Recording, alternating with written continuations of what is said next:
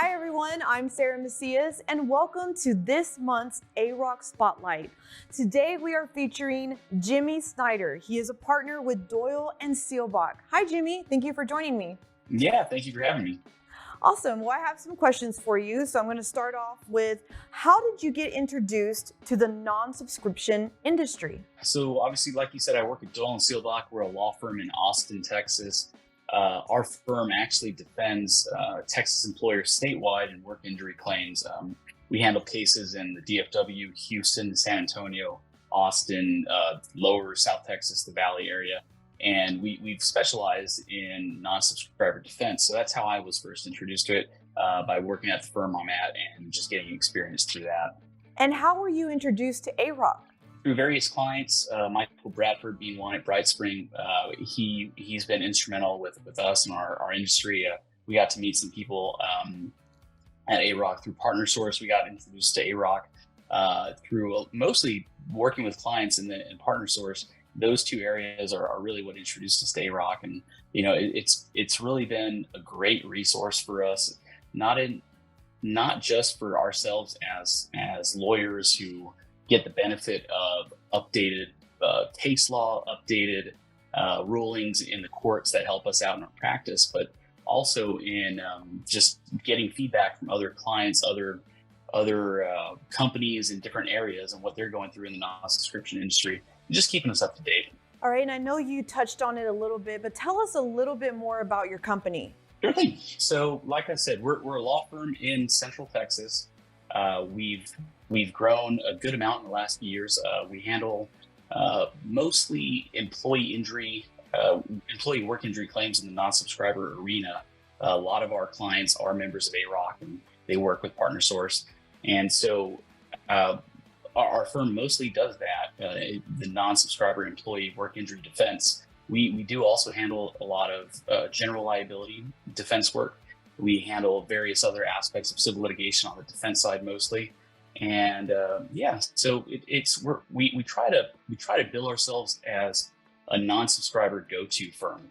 And what benefits have you seen so far from being an ARAWC member?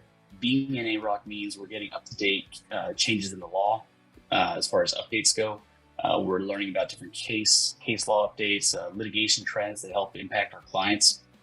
We get the benefit of really getting to know some of the not even the legal aspects so much, but some of the statistical information we get about non-subscriber members and how their claim resolution process works, how their safety policies have changed as a result of being an ARAWC, which helps down the road prevent litigation. Obviously we get paid with whenever there are more lawsuits filed, but it's great knowing that the members are really taking an active approach to ramp up their safety policies and prevent litigation in the first place. And why do you think ARAWC is so important to your company? Well, for us as a law firm, it's important because it works to protect and defend the option in Texas so that employers can really continue to get the better results for their injured workers. ARAWC also helps define what it means to be a responsible employer with an injury benefit plan through the Q-Care initiative. And like I said, it's been really instrumental in that regard. Prior to becoming a non-subscriber, were you familiar with non-subscription? And what has been your impression of non-subscription before and after you left the workers' comp system?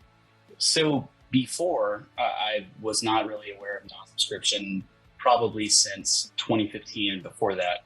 Once we got into the realm of non-subscription litigation, what we've noticed is that it appears that these companies are often getting way less claims for work injuries due to their heightened safety standards. Most of that, a lot of that coming from safety certifications and industry certifications such as Q-Care, making it known that they're responsible employers and they really do take safety seriously.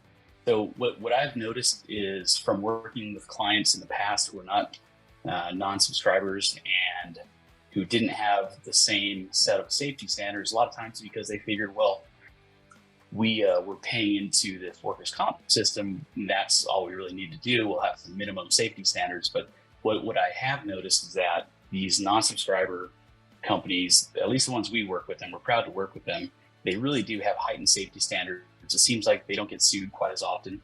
It seems like their claim resolution rate is really high before it goes to litigation. And it seems like they're really getting their injured employees taken care of quickly and back into the workplace. Have you had the opportunity to meet or chat with other ARAWC members, either in your industry sector or in general? And what has been your impression of ARAWC's efforts in the organization so far? We love going to all the different events, ARAWC Partner Source, getting the chance to really meet people in person and strengthen our not just our network, but our connections that we have with people that we work with that we really love working with. Some people in particular that we worked with that are great members of ARAWC, but also just great clients to work with.